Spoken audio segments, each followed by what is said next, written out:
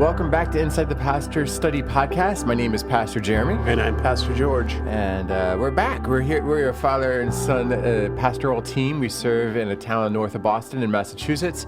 We're local church guys. We're small church guys. And we love the chance to serve our local body of believers. We love serving the greater kingdom of the Lord also. And this podcast hopefully is a chance for our own people, but also anybody out there in the podcast world who's ever wondered, what do pastors do and talk about throughout the week? We have these long-running conversations. I think part of that is because we're related, and we've been having these conversations forever, my whole life, really. But then, on top of that, just being able to chat and think about things from the perspective of a pastor and having these long conversations. For years, it's just our office staff who has had to suffer through these, but now we're bringing you into it. Yeah. So welcome. We're glad you're here. You got a chance for some potentially awful dad jokes, but also hopefully a little bit of insight into the different things that are going on in the world. So so we want to start off. We start off our shows also always talking about a particular theological term. We call that the theological term of the week. The theological term of the week. And we're here now in that moment for our theological term. The whole idea behind this was that we just recognize that sometimes just there is a vocabulary that pastors develop by going through college and seminary and study. And sometimes we might use words that just miss, or there are words that you may, as a listener, have heard your whole lives growing up in a church, but never actually known what it meant or how it was properly used in its context. And so we want to work through some of those words. So that's the idea behind this segment. And today, what is the word? Where are we at? The theological word, or the term today is wisdom. Wisdom, yes. Yeah. That's a theological term? I thought that was just a normal, English word. Yeah, it is. It is. But we're putting this in the context of our definition of who God is, which, by the way, we probably have enough theological terms to keep us going for 10 years, 15 years. Yeah, whenever we decide to retire from this thing. Running. Yeah. Yeah. But wisdom, and we talk about God having perfect wisdom. And remember, because we're using this overarching definition for God that comes from the old Westminster Theological, or the Westminster Confession. Confessional, yeah. Right. A confessional. Westminster wouldn't have a confessional. No, they would not. No. The Westminster Confession, which goes back all the way to Scotland around 1600 or thereabouts. And it's been rewritten for different people. There's a Baptist form of it. I always thought the Westminster Confession came out of that seminary near Philadelphia. Didn't you think so? Yeah. The seminary came out of the confession. All right. There we go. Yeah. That's a bonus. There you go. So, and the confession says, when asked the question, who is God? The respondent is supposed to say, God is spirit, infinite, eternal, unchangeable in his being, wisdom, power, holiness, justice, goodness, and truth. So there you go. You have some of You have the roadmap of where we're going in the future there. Yeah. So today we're talking about wisdom. Right, which is a mutable attribute, which means that human beings have it as well. Yeah. Or can have it. Hopefully. Yes, hopefully have it. Proverbs would say that not everybody does. That's right. And Ecclesiastes would also probably say. Or like Mark Twain. Mark Twain said that common sense really isn't that common. Right. Yeah. Did he say that, or do we just attribute it to him? It's kind of like you can either attribute it to Mark Twain or Winston Churchill, and you're probably right. Or Ben Franklin. Ben Franklin. Yeah, we have those bards of wit. Yeah. So somebody said it, and we think Mark Twain might have been the guy. He may have been. Yeah. So there's some good ones there. So wisdom, I know growing up in church, we talk about this. Wisdom is not necessarily knowledge. Right. What was knowledge is knowing things, and then wisdom is knowing when to do things in their proper time. That's exactly right. Okay. Yes. And so there are three words that actually come under this concept of wisdom. The first one is understanding, which is kind of the introductory level to gaining wisdom as you understand. So you put something out there, and all of a sudden the light comes on and says, oh, I understand that, or I comprehend what's going on in that. The next step up would be knowledge. Mm-hmm. So now you know what it is, and there are loads of us that are trivia kings out there who have amazing knowledge because we have this filing cabinet. Filing cabinet, that's an archaic term. Yeah. You know? I have one of those. It is. Yeah, but it's just archaic because pretty soon it's just going to be, Yeah. I have RAM. Yeah. Is that it? Hard drive space? Hard drive. I have hard drive Hard drive space. space. Yeah. And a RAM to access it? Yeah, right. Maybe. So, you have hard drive space and it's in the hard drive somewhere and you can do a search and boom, all of a sudden out it comes. Yeah, I think hard drives are actually on their way out too. We got cloud space. Cloud space, yeah. Yeah. So But that would be shared. yeah, okay. Well, sometimes our random trivia is shared. That's true. All right, so we have so knowledge is just those facts and figures and information that we have stored away. Right. But yeah, and then wisdom is the application. Right. It's taking all of that information and actually using it properly. Mm-hmm. Not just to win $1 million on a game show. Or to maybe. Or to create pain or create offense. Mm-hmm. There's a lot of knowledge out there that's just used for the sake of inflicting pain. Mm-hmm. Mm-hmm. And there's a lot of knowledge that I think is misused to communicate wrong things, wrong purposes, wrong principles. But wisdom is when I have the knowledge and then I apply it toward a positive application and a positive goal. I'm thinking of Kim, my wife, and I we got ourselves back into the Seinfeld train. Once you start watching that series, it kind of just keeps going. And Kramer is kind of that definition of a guy who has knowledge without wisdom, right? Yes. Right? And that's what makes his character so humorous, is that he blurts things out and says things, and they're so inappropriately timed that it's hilarious. Yes. Right. So his character is in essence this foil that has no wisdom, and that's what makes him funny. Right. And so knowledge without wisdom is a fool. Yes. And that's his role in the his role. show, right? Yeah. I was thinking about this as you were bringing this up too. So you have understanding, which is kind of his first rung, and then you have knowledge. Is this how Proverbs is structured? Because it talks, at the beginning you have the Proverbs to the son. Yes. My son, seek understanding. Seek understanding. Yeah. And then you get into this knowledge portion, and then you have all of these phrases of wisdom that get applied afterward, which seem contradictory, right? One of my favorites is answer a fool, he'll be wise in his own eyes, or then answer not a fool, or you'll be like him. And those are, I think, in the same chapter or back-to-back chapters in Proverbs. Oh, no, back-to-back verses. Back-to-back verses, right. That's right. And so, but that comes later in the book. Yes. After you've already gone through the process of talking about understanding and gaining knowledge. Yeah, and now you know which one of those two verses to apply. And then you end it with two chapters that are just amazing for wisdom. Chapter 30, which talks the personification of wisdom. Right. Well, chapter 30, Proverbs 30 is all about, when to do stuff and the stuff that you can't understand, like how amazing it is that eagles fly.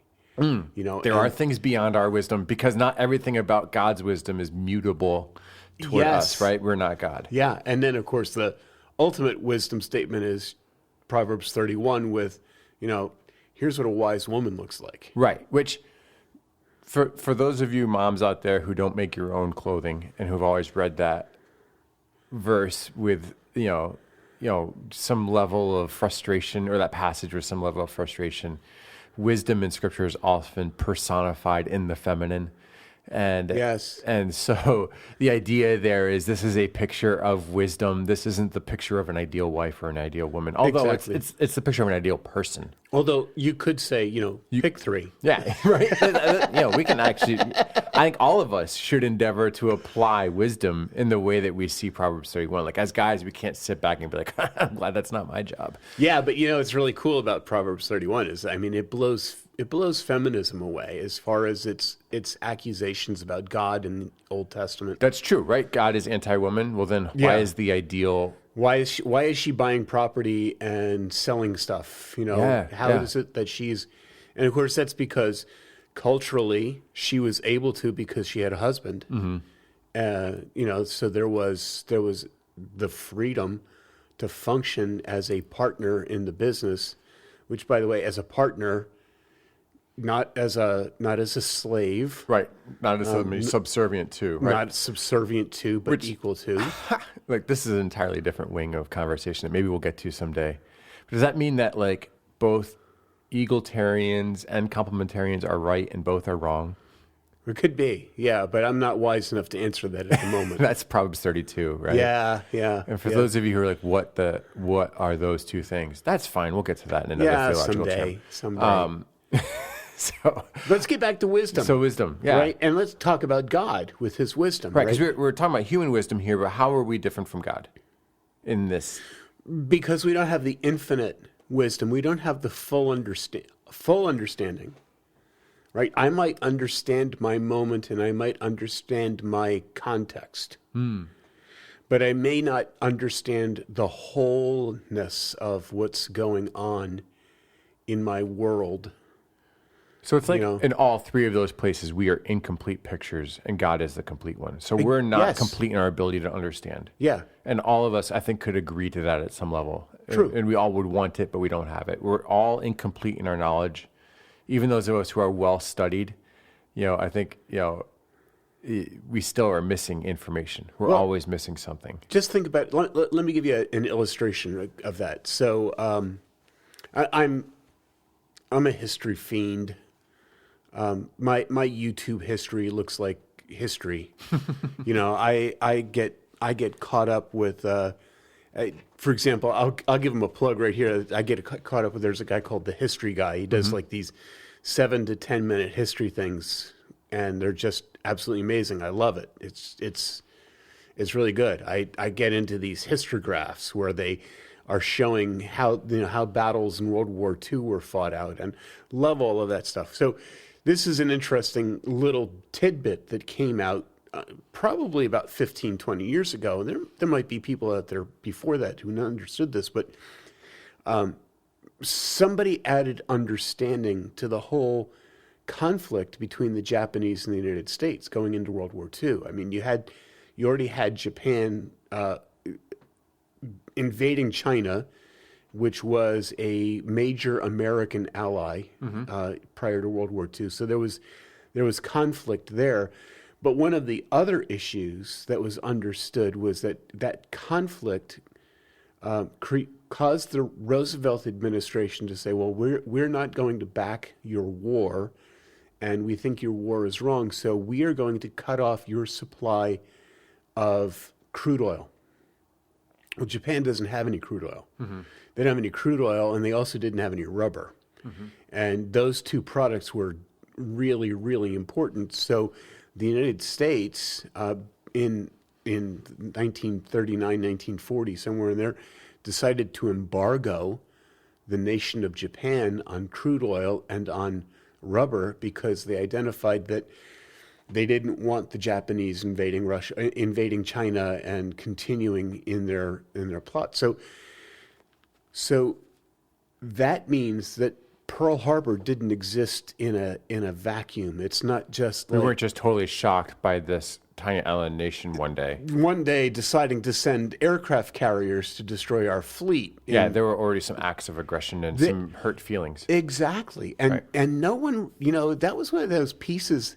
And you look at that and you suddenly understand why the Japanese would attack us. It's not like we were like the most innocent nation in the world. We were already making an economic address to an aggression that the Japanese were carrying out. And we had actually done it even earlier than that because Japan, there had been a war fought earlier, and the United States helped redistribute land after that war. Oh, the Russo-Japanese War in 1905. Yeah. Teddy Roosevelt won the Nobel Peace Prize for that. Yes, he did. Teddy Roosevelt went in and helped redistribute that land, and Japan got gypped out of that, and they were upset.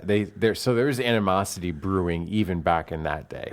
Yeah. Right? Yeah. So there's a great podcast on that one too. Exactly. So there's understanding. Okay. Yeah. So we are constantly developing understanding in our gaining of knowledge.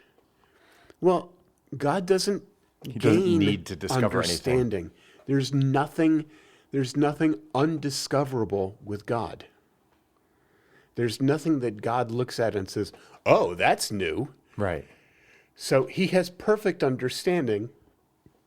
In fact, he even has perfect understanding of your heart and my heart and our motives, right? Scripture says that God understands the motives of the heart. That's how deep his understanding is. Mm-hmm. And then that builds to his knowledge based upon understanding of all that is going on in our world and all that is going on, because we'll never understand everyone's motives completely. Right. So we'll never know someone completely, but God does. Right. So for God, there's never going to be a chick flick, because every chick flick I've ever seen comes out of a lack of understanding and knowledge, right? Yeah. Like, there's this communication problem, and if they had just said this one thing, this movie wouldn't exist. Yes. But for God, that doesn't exist. God knows our motives. He knows our hearts. He knows why we behave in certain ways, which is one of the most comforting things I think about our God. As a human, that God understands me so well and understands my motives and my heart so well that, yes, on the one side, it definitely implicates me because I'm sinful. And he understands my sinful motivations, but he also amazingly understands my good ones, even in my errors. And even in my sins, he understands behind them where my heart is. He knows my heart is captured by him. And it's an encouragement for us that our God is powerful enough and wise enough to be able to apply his understanding and his knowledge and exercise it in perfect wisdom. So think about this with your illustration, because it brings us out to God understands us. He understands everything. He has knowledge of everything. He has in his wisdom, he has the perfect application of his knowledge and his understanding. God is the perfect communicator. Now, here's what's amazing about that statement. God is the perfect communicator. He reveals himself very openly and very directly to all of mankind. And there may very well be people listening to this right now who are saying, if God is such a good communicator, why can't I understand him? And the answer to that isn't that God has blocked that channel. It's that you have blocked your channel. Right, because communication is a two-way process. Exactly. And good communication means that the listener is engaged enough to understand. Exactly. And when we are limited in our understanding and in our knowledge, we are also limited in our wisdom. And then you apply a sinful nature on top of that, you're going to struggle. Right. And see, we hear what we want to hear. Mm-hmm. Right. So it's like another World War II story. This is kind of interesting, and it deals with Japan too. So the United States concerned about what it would mean to actually invade Japan. Obviously, there was a plan by General Curtis LeMay that was less invasive, less destructive. But the plan was decided to drop an atomic bomb on the city of Hiroshima and destroy that city and get Japan to relent. Yeah. So we dropped the atomic bomb on Hiroshima, and as I remember it, there was a letter written by the Japanese to the United States, and in that letter, they basically wrote asking for a surrender. Mm-hmm. So the letter, because there isn't a common embassy. There's no way of communicating that to the United States. So what the Japanese did to communicate it to the United States was they went to the Soviet Union, because the Japanese still had an ambassador to Moscow. They sent the letter to their ambassador in Moscow. The Russians receive the letter that is supposed to go to the United States. They take 5 days to translate it into English. And in the 5 days that they're translating it into English, instead of translating the word surrender, they change it to the word ceasefire. The letter finally arrives in Washington with a request for a ceasefire, And at the same time that the letter is delivered to Washington, the Soviets declare war on the Japanese. And the letter comes, and Truman and his administration says, well, we don't want a ceasefire. We want to surrender. And they drop a bomb on Nagasaki. Mm-hmm. Mm-hmm. And that's poor communication, because you've got the language issue, but you also got to have the bad channel, and you have the poor word choices. Mm-hmm. Mm-hmm. So all of those things go into our communication with God. We hear God speak through Scripture, or we hear God speak through somebody who's expounding on Scripture, and we hear what we want to hear based upon our sinful condition. We don't have the wisdom to clarify what we understand. And because of that, we think that God is a bad communicator, where he's really a good communicator. Mm-hmm. We've just fallen short on our side of that. Yes, exactly. Yeah. Yeah. So wisdom, God, think of here's the capstone for this, right? Okay. And then we can move on to our other topic for this morning. But God will always act on his perfect knowledge in a perfect way. He will always act in wisdom. So whatever God does is the right thing all of the time. And that's significant, because we look at God's actions and we want to hold him accountable according to our standard, when we don't necessarily understand or have the knowledge or have the proper application of what we're looking at. There you go. But God does. Right. Yeah, we can apply that all throughout Scripture and all throughout the history of God's action in our world too. Right, because you had a possible content, a possible conversation that we're gonna hold that off until next week, I think. But yeah, it comes out of that wisdom concept. Mm-hmm. Right? Yeah, well, there you go. A little teaser. Yes. We'll probably maybe get to this Hopefully, conversation if we remember. Yeah, right, because it's a long week. It is. And a lot goes on inside the pastor's study. Yes. We can't podcast every day, or we would not be as effective as we hope to be. So, but yeah, there it is. So there is the theological term of the week. It's wisdom. The theological term of the week. Now we're coming off of we're having one of these Mondays. Man, we've had a bunch of these. It's fall. And I think in the fall, like, the church calendar gets ratcheted up and it gets really busy and active. And I think it's the case for most churches. And you add on top of that we're coming out of COVID and all increasingly, moving toward this normal rhythm. And so we have some normal events coming back. In 2019 and in a couple years prior, we ran a trunk or treat event out of our church parking lot. A lot of churches do this. It's becoming one of the things to do in churches. I think churches have always had an interesting interaction with Halloween. We're going to get into that a bit here this morning.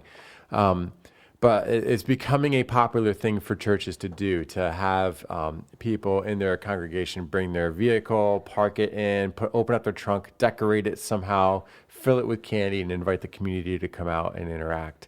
That's what we did last night. We had a handful of cars. A lot of people from our congregation were involved in this in one way or another. Had hundreds of people coming through our parking lot in our community.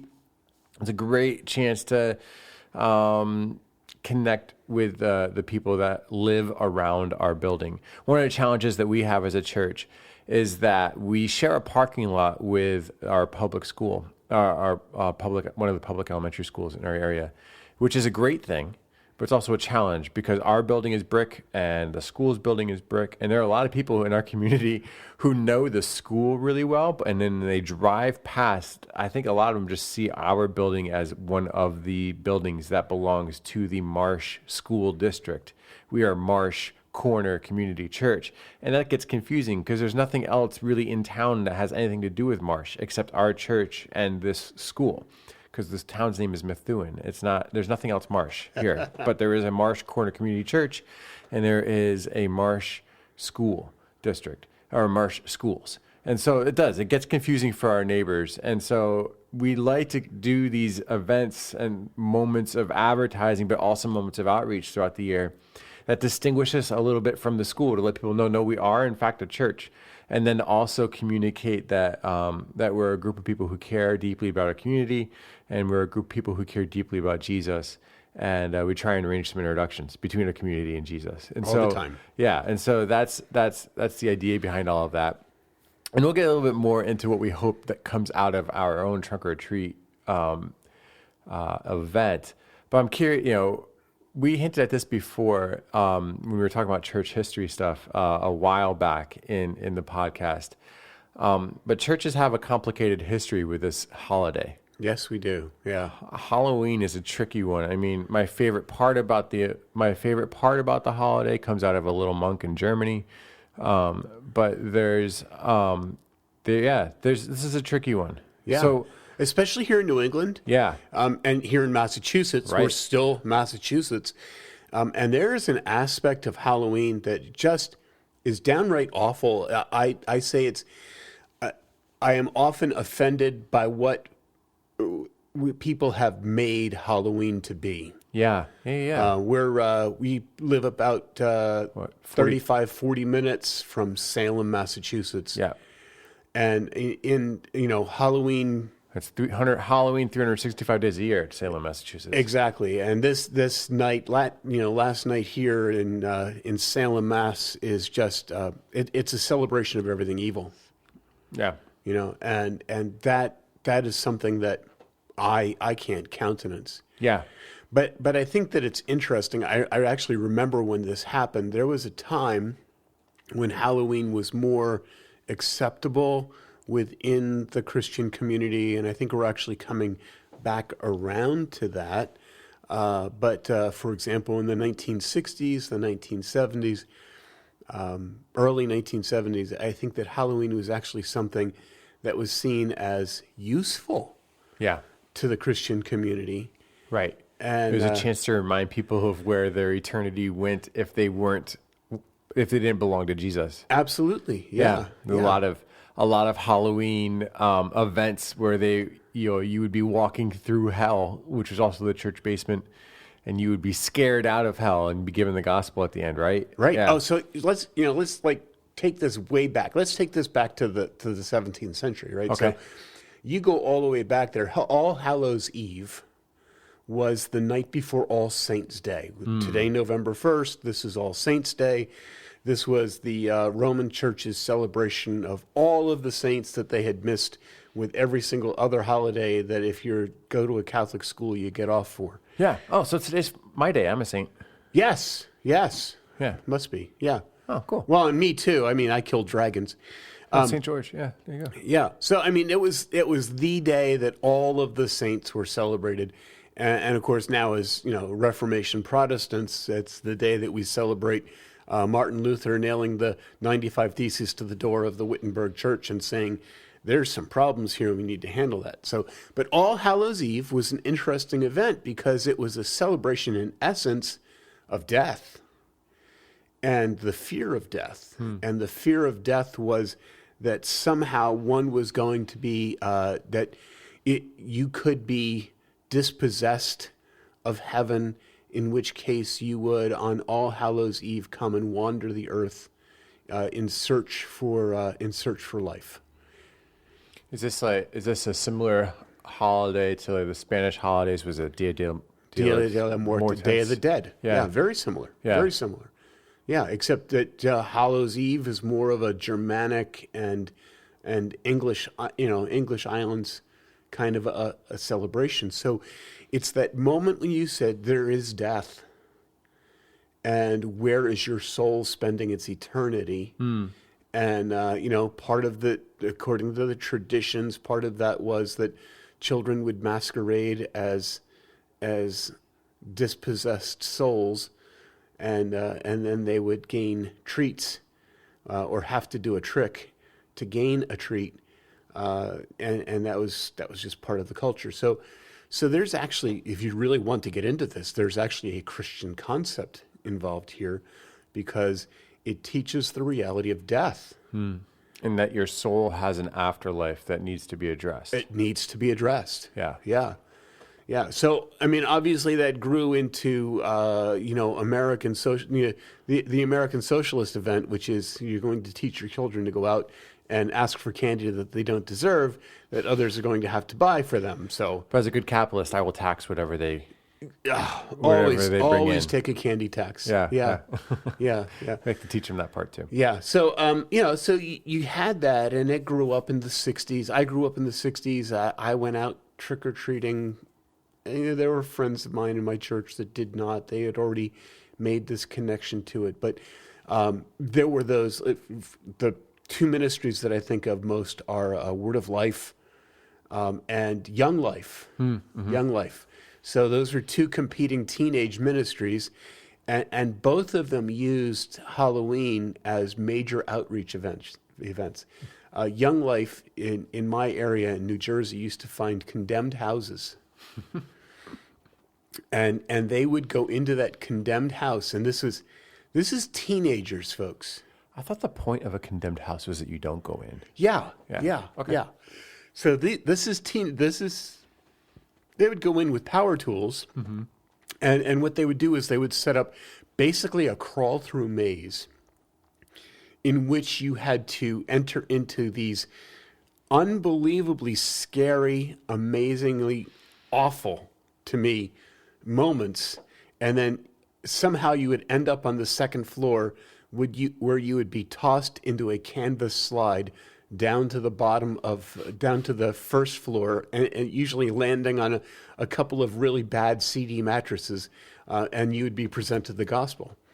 That was what Young Life would do, and then the joy of that was that they didn't really have to. They would take out whatever they wanted, but the rest of it was just torn down and thrown away. Yeah, you didn't have to clean up afterward. Yeah. Nice. Yeah. So and then Word of Life actually in the 60s and 70s, early 70s, had the largest fleet of hearses in the United States. They had more hearses than most funeral homes had. Mm-hmm.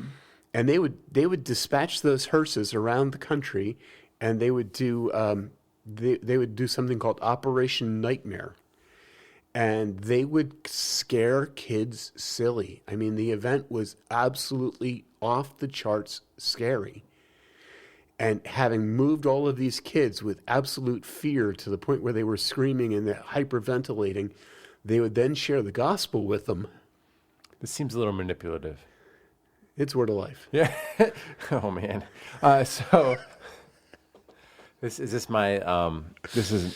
me reading my current standards and morals into a previous generation, right? Yes. Like this is Yes. presentism. Yes. Yeah. So I look back on that, I'm like, ugh, and I shudder a little bit. But in the day, it's just a good outreach. Yes. And what's amazing to me is now Universal Studios in Hollywood and Universal Studios in Orlando mm-hmm. will spend the entire fall season with what they call a Fright Festival. Mm-hmm. And basically what they're doing is they're setting up the same houses that Young Life used to do and making money off of it by having people come to walk through their fright houses. Yeah. I mean, that's every amusement park plus, right? Does right. Stuff like that. Well, with the exception of Great Adventure Great Adventure in New Jersey had an accident many years ago and actually had somebody was crawling this is terrible. They were crawling through one of their house, which was very similar to the Young Life house, except this person decided in their being lost in the room that they needed to see what they were doing, and they pulled out their Bic lighter and flicked it on and burned the house down with about 20 kids in it. Oh. It was awful. Wow. Absolutely awful. So, yeah. Oh, I didn't realize that. Yeah, it was terrible.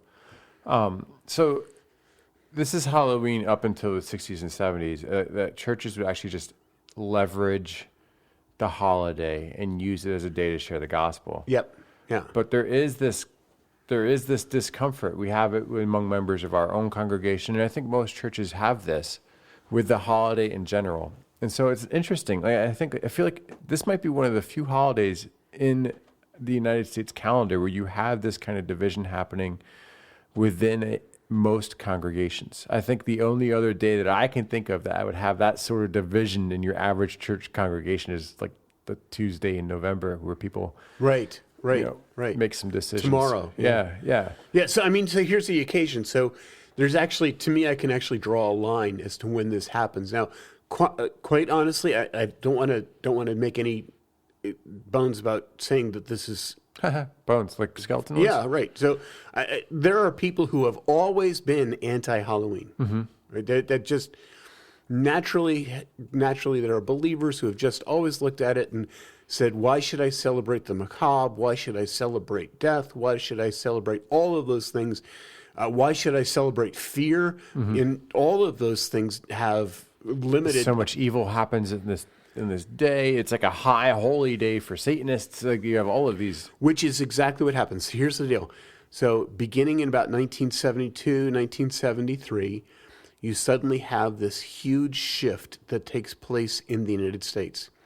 And that huge shift is twofold. One is because the United States, because the church was so aligned with the anti-communist movement, the failure of the war in Vietnam sends church attendance into a tailspin.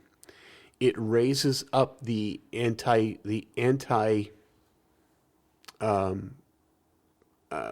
I'm going to call it the anti-gospel movement within some churches. There are a lot of churches that say we were never pro-war and anti-communist after all. You have the rise of the hippie movement at the same time. You have this entire movement that is now, well, they're now college professors, so watch where you're sending your kids. But that entire movement bubbles up and says, we don't want anything to do with the administration, with the establishment. That was their key word. And the establishment included the church and especially the evangelical church. And in that milieu comes this interest in Satanism. There are some people that say that the Eagles song, Hotel California, was written about a Satanist church in California. Yeah. I don't know if that's accurate or how many different theories are behind that song. Almost as many as Behind American Pie by Don McLean. So you have that, and somebody's yelling at this saying, "But that's real. That's exactly what they did with the Eagles song." Anyway, you have the Satanist movement growing, and quite honestly, folks, I think that evangelical Christians have done more to propel the Satanist movement in our world than the Satanists have, because we are so focused on what they do and seem to want to talk about everything that they do wrong, and we do more to propel them in our culture than they actually do. Like if we just ignored them, then if we ignored any airtime? Yes. Yeah, absolutely not. They would just melt away, quite honestly. They would just melt away.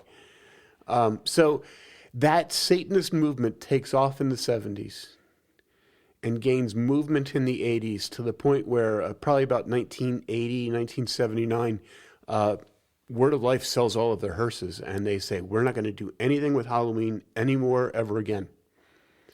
I mean, it makes sense also culturally, because it seems like whenever you have a cultural movement, you have a backswing. Yes. Yeah. And in the 80s, you're beginning to see this growth in the suburban Christian church. Yeah. Right? And this actually explodes. Like all of these mega churches that are now household names are planted in that era. And it's because the suburbs are really becoming a thing.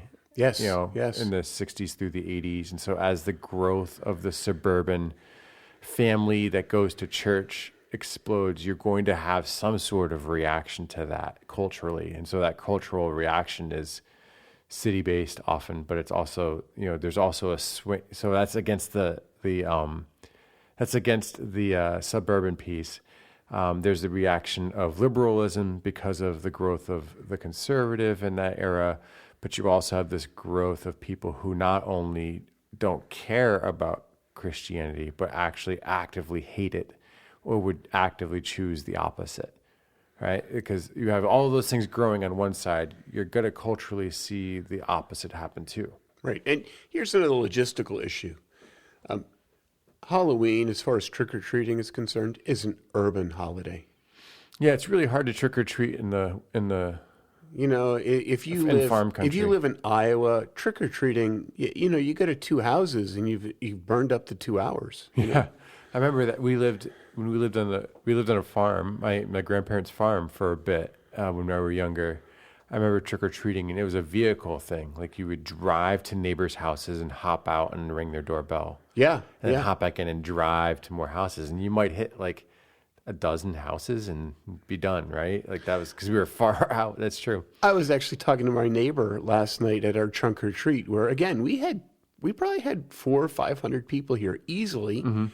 And my neighbor our church's neighbor was helping us with traffic control, and he said to me, yeah, well, prior to us doing this, did you ever have anybody trick or treated? And I said no. I said, and I was that guy. Like You'd buy the big candy bars, right? I got full size candy, none of this fun size stuff, right? Yeah. Because But you're on kind of a busy road. It's not really and the houses here are a little on this road, is particularly we're on, is a little bit more spread out. Yes, It yeah. still would feel very dense to somebody who lives in farm country here. Right, absolutely. It would, but for the average, we don't have sidewalks. Right.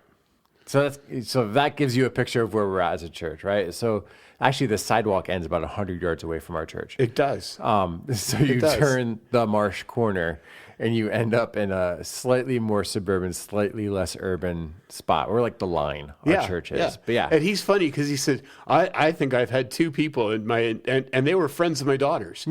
Yeah. So, Yeah. I mean, it doesn't happen everywhere. It's not a suburban holiday per se. It does. Mm-hmm. It's definitely not a rural holiday. Mm-hmm. The holiday, I guess, in rural areas, it's like you go for a hayride and a barn dance. yeah, harvest party. Harvest. See, that's the Christianization of Halloween. You call it a harvest party? Well, so I think that's where this starts to go, right? Like you Yes. get into this fall time, and logistically as a church, we start seeing like, well, all of our fall events have now kicked off, and things are kind of humming, but we would like to see some more people come. So what kind of event can we do? There's this natural pairing then to like take advantage of holidays. And so but that Halloween thing, like that's uncomfortable now because of the connotations. So let's do something that still captures people and takes advantage of the holiday without actually saying we support and love this holiday. And so we do a harvest party where we'll have people come to a thing, and it's like a Halloween alternative, which strangely has people dressing up and receiving candy. But here's the thing about that. It's very Christian. And it's also very isolating. Many years ago, I attended a Growing a Healthy Church seminar by Sun Life. Mm-hmm.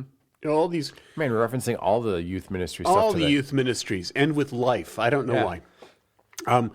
So Sun Life had a program, and they said that all church ministries break down into three groups.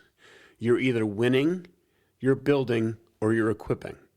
The idea is that your winning events, your winning stuff is evangelization directed. Your building stuff is designed to edify or create stronger Christians.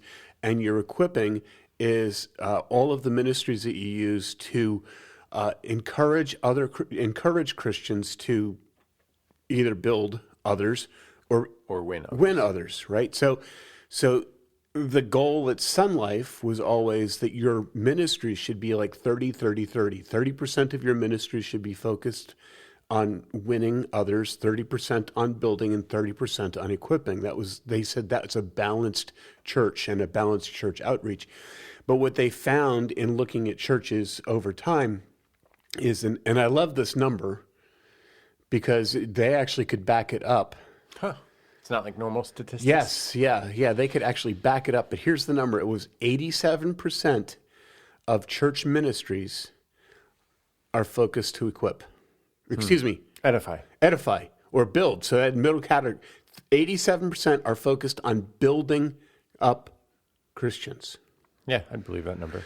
So here's what happens with Halloween. We don't like the connotations of Halloween. We don't like but we want to do something with it, so we move it to an edification program. It doesn't have any winning capability. We're not actually touching anybody in our community with it. We're not actually asking. There was a day, I mean, in the 60s and 70s, before the whole Satanism stuff, churches would have hundreds of Halloween tracts available so that you could just take a big packet of Halloween tracts, and when you handed out your full-size Hershey bar, you just drop that tract in the kid's bucket too, and he's got an explanation of the gospel. And suddenly Halloween back then was evangelism driven. Mm-hmm. You could hand out candy and you could hand out tracts too. Mm-hmm. And then what we did was we said, oh, but that's so evil and so Satanist. So we're going to have a harvest party. We're going to put a different euphemism on it. A euphemism is a metaphor. Mm-hmm. And a euphemism means it's a word that I use to cover up a word that is not usable, right? Yeah. So we've got a euphemism now. We're calling it a harvest party, and guess what we're doing? We're excluding the world from it. Yeah. Well, we're going to invite you to it, but you're going to feel really awkward because it's all totally, our culture. Yeah, and it's not yours. Yeah, and we're probably going to have a devotional. Yeah. Yeah. So, and we're just gonna harvest party it, and there's no outreach aspect of it. We're actually going to ask you to forego all of that free candy and all of that fun that you've been looking forward to and your little kids have been looking forward to come to our stale thing. Yes, so we can give you 6 pieces of candy, and then, because somewhere in the world there's a Christian dentist who's complaining about how bad candy is for the soul. Yeah. So we kind of start to mess this up, and so then I think, not long ago in church history, we started doing these outreaches, these trunk or treats. And the church, and if you're listening to this, maybe your church has one, or you're aware of a church that does this kind of thing, where the hope is to turn this. And not all of us are able to do this. I think we are fortunate because of our location and some of the relationships we have as a church, that we are able to make this event something that reaches our community. I've seen others where the only people who really show up to the trunk or treat are the people who don't want their kids to go door to door and want that's church people. It's from church people to church people. Yes. And so trunk or treats could easily be there still. But our hope and design has always been to make this something that is outreach driven. Right. And connects with our community. So we do a few things to kind of make that work for us. First of all, I think we recognize what kind of event it is. This is a key. We were talking about this in office with our office staff before we came on air. The 3 types of outreach events. 3 types of outreach events, right? And so there's a type 1, 2, 3, and we see our trunk or treat outreach as a type 1 event. And a type 1 event for outreach is really just, it's glorified advertising with a gospel twist. It's very low ask. It's just something that blesses people. It's designed to bless people and communicate that we exist. And really for us as a church, that's the idea behind our trunk or treat. We want some distinction between us and the big brick building that shares our parking lot. And we want people to know that we're a church, that we exist, that we love them, and that this space is one that they are welcome to walk around on. And that we have church services and activities and events. Right. We make sure that everybody gets a copy of what we actually do and when we're doing it and who we're doing it for. Yeah, and every hand that comes through, in every family's hand that comes through and through our space, we give information on how to contact us and what we're doing. And we have the tracks at all of the cars in addition to all of the candy that we provide, and we try and provide a lot of candy. We want kids to be well stocked with candy when they come through. Sugar them up big time. Yeah, and they when we add to that with things like cotton candy and popcorn and stuff like that, just to make it a real party and make sure that they stay up really late on a school night. And then we as people are leaving, we use a little communication card. We enter people in for a drawing, so if they want to, fill that out, and that gives us a chance to follow up and just say, hey, we're so glad you came and saw us. We're not putting you on a mailing list. We just wanted to say hi and here's how you can get in touch with us. And if you have anything, if there's anything we can do to introduce you to Jesus, these are some ways that we would do that. So it's very simple. It's something that a guest would be able to pace themselves into. Like they have the ability to make the decision, do I want to engage here or not, or do I just want to be loved on by a group of Christians? And then a type 2 event. So just real quick, the other thing about type 1s, okay? Yeah. A type 1 is great for picking up people who are believers but unchurched. Yeah, that's true. Okay, because a type 1 says, "Oh, these people are loving." Mm-hmm. You know, one of the things that people who are visiting a local church are looking for is is this church loving? Yeah, or are they cold? You know, and loving quite often means how do they react to one another, not necessarily how do they react to me, but is this church loving, and does this church care about its community? And so you pick up people who are believers but unchurched.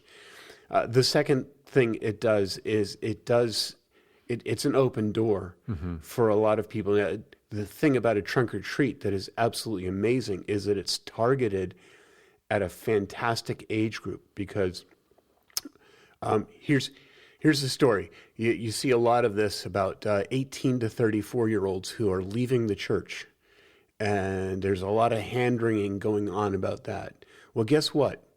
18 to 34-year-olds have always left the church. There's this need, there's this struggle for getting that. There's a reason the tale of the prodigal son connects when Jesus shares it. Yes, because they're attempting to actually figure out their own way, and unless they are very, very disciplined in their lives, one of the struggles is going to be going to church. Mm-hmm. So what happens is that those folks have children, and when they have children, all of a sudden they're saying, I need to do something about my kids and God. Mm-hmm. So last night we have 400 or 500 people walking through our parking lot, and most of them have little kiddos, ranging from stroller buggies to teenagers. There's a really cute little baby shark. Did you see that one? Yeah. Yes, I saw that. I had to sing the song. Yeah, which I won't because I don't want it to. No, you don't want somebody to drive into something. Yeah. So, but that's our demographic. One of our target demographics is we're looking for those families with young kids. We want them to say, hey, my kids need to know something about God. Maybe I should take them to Sunday school. So a trunk or treat. Listen, if you're looking to target young families, yeah, it's a great way to do that. Awesome. If you want to connect with young families, love their kids. Yes. Right. Yes. And we've referenced this idea of love and our culture's value of love and the difference that has for us as Christians, that term. But the thing about communicating, right, is you need to make sure that you're heard and that your listener hears you. Yes. And sometimes that means using language that your listener knows. Yes. And so our culture understands this, at least at some level, that love is something that is action-based. And we know that there's more to it than that, and that godly love is something that is deep and powerful. But we also know the way our culture understands love, and so we want to be able to communicate at their level so that they can hear something.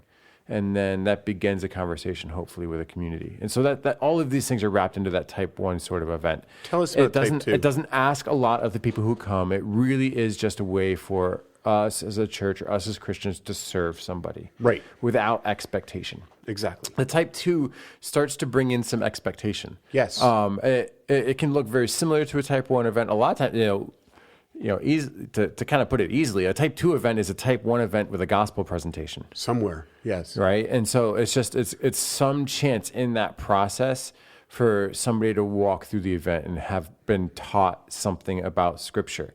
Or particularly if we're talking about evangelism, taught about Jesus and understanding the gospel.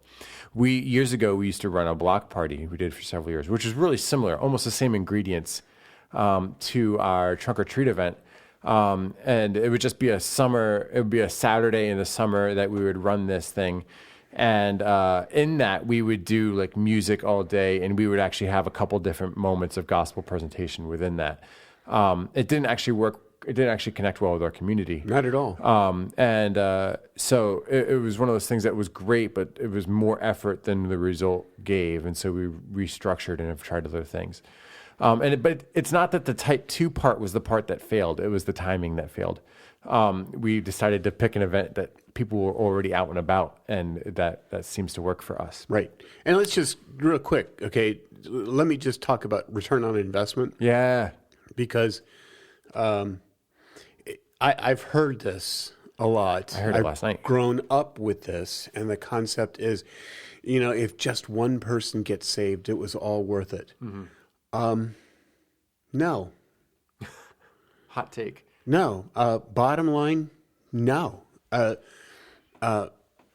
We're stewards. Yeah, that's always my follow-up question to a statement like that. Yeah. Like, if we could apply this same level of effort and financial backing to another event that would net 10 times more people who decided or responded, would this one still be worth it? Right. Yes. Yes. Like, if you compared this event to another one that had a better result, would you still prefer this one? And most people are like, oh, no, because we're all kind of practical, pragmatic Americans. And we'd say, oh, actually, if you put it that way, no.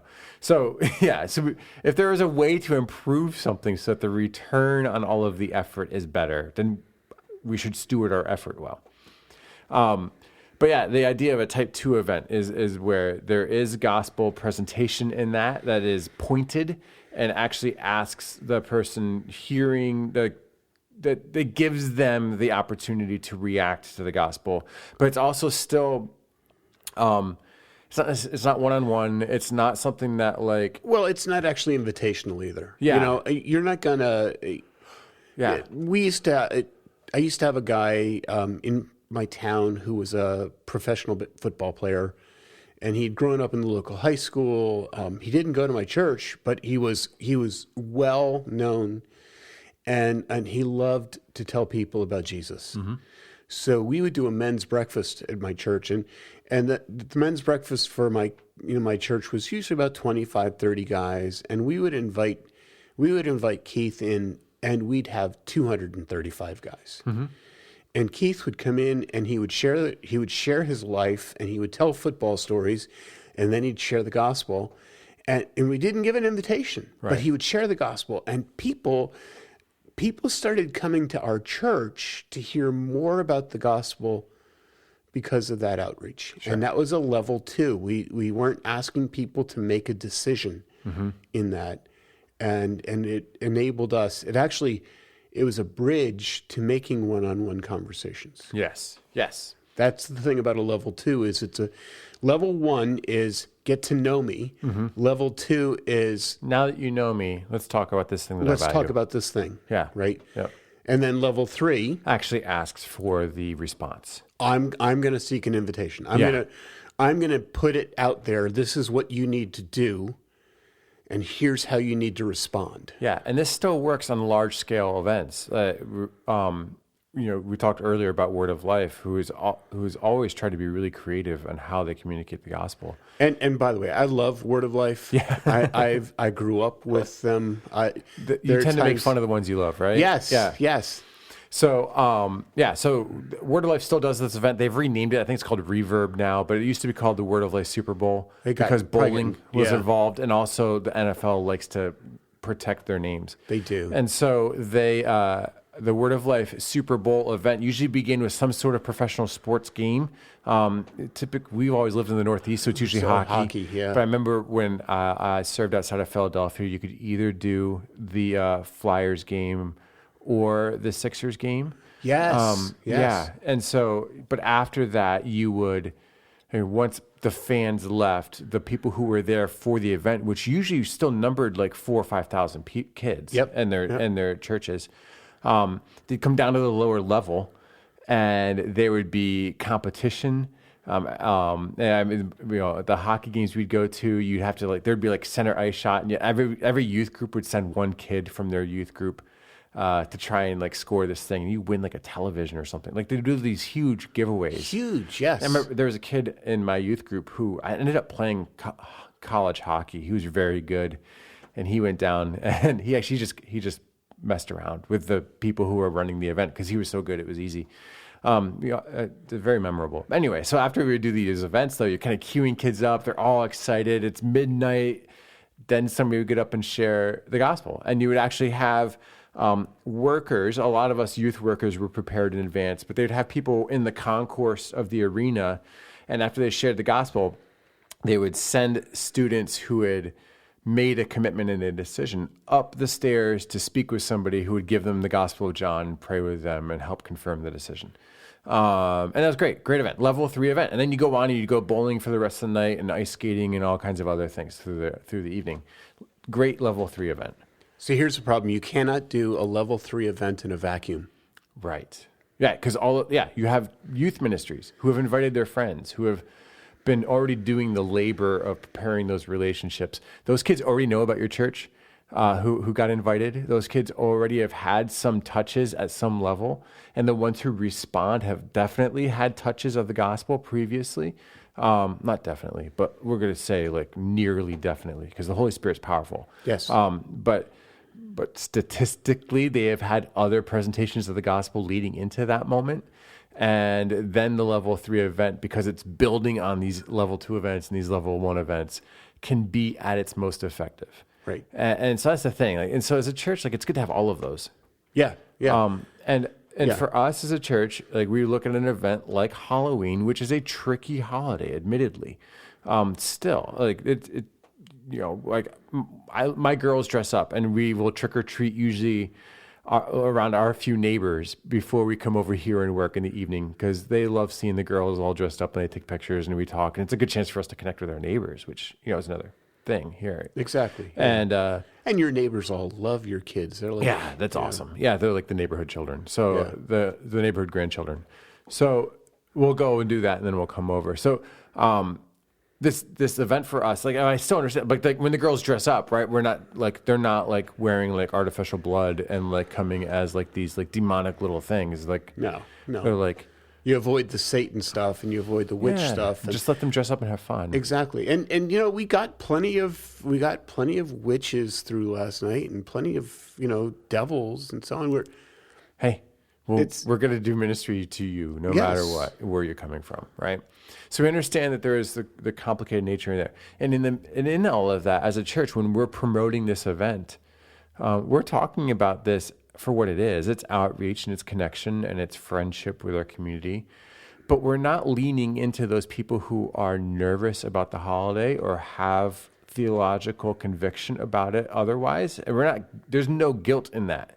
None. No. We have several families within our congregation who do not celebrate Halloween, and I don't go to those families and lean on them and be like, I know you don't celebrate Halloween, but do you love Jesus? No, that's... I would never. But but at the same time, we want to go fishing where the fish are. Yes. And we have recognized in our area, there's a big school of fish that happens to be swimming every year on the evening of October 31st. And Snickers bars are great bait. Snickers bars are great bait. The Reese's even better. Yes. Yeah. And so we're going to throw that in the water, and we're going to see what we can do to connect with these people. And we're praying that out of this comes continued relationship building, the opportunity to do some of this level 2 and level 3 evangelism. And the opportunity to move people from a place of not knowing Jesus yet to being fully committed to him. And so that's the idea behind that. And you may have different ideas behind Halloween. And I love hearing about this and having these conversations. There's a lot more to this history than just the little overview we talked about today. But that's kind of where we come from as a church. And that's how we hope to leverage this event. Hopefully, as you're sitting and listening to this, if you're part of our church, but you're still unsure of the messaging, because that always happens. Our communication is imperfect. Maybe you have better clarity on why we do what we do with this particular event. But if you're a part of another church and you're looking at your community, don't just think okay, how can I copy and paste Marsh Corners event into my church? Yeah, because what you want to do instead is think, what kind of outreaches are we currently doing, and how are we connecting with our community in a way that introduces them to Jesus, introduces them to us, calls them to this second space of hearing about the gospel and being able to make a thoughtful decision on it, and then to that third space of actually being asked to make a decision about Jesus. And what are you doing as a church to do that? What cultural things are you leveraging for the gospel? We can redeem anything because we follow a Redeemer who has redeemed us. Amen. Amen. Well, thanks for joining us today. We hope you have a great week, and we'll see you back here next week. You have been listening to Inside the Pastor Study podcast with Pastors George and Jeremy Stevens. Artwork by Caitlin Gallagher, music by Sam Demetrius, and engineering help from Ashley Gallagher. To find out more about us, head to marshcorner.com.